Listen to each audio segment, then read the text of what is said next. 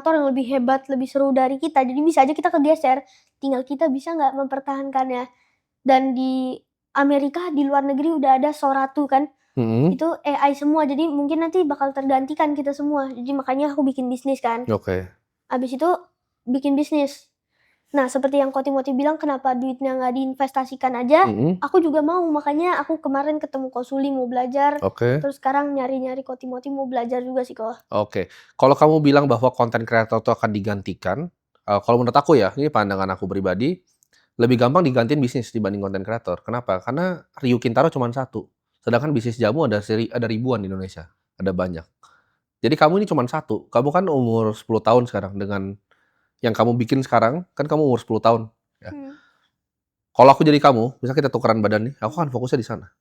Aku kan fokus untuk edukasi orang, fokus untuk bikin brand-nya Ryu Kintaro ini lebih besar lagi.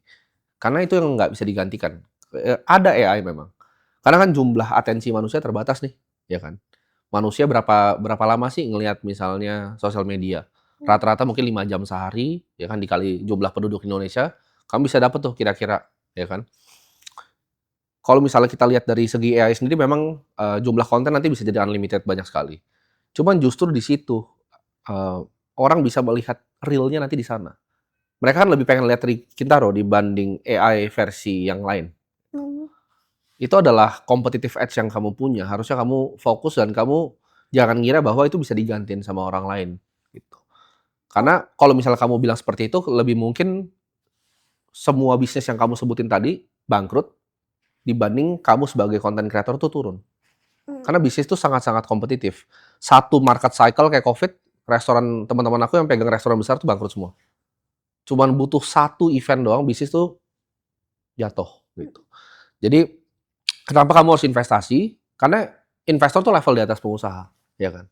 Ketika kamu jadi pengusaha nih, Bill Gates kan tadi kan, bikin usaha, gagal, bikin usaha Microsoft besar, ketika Microsoft sudah besar, dia bikin namanya Cascade. Ini perusahaan investasi. Jadi akhirnya semuanya ke sana.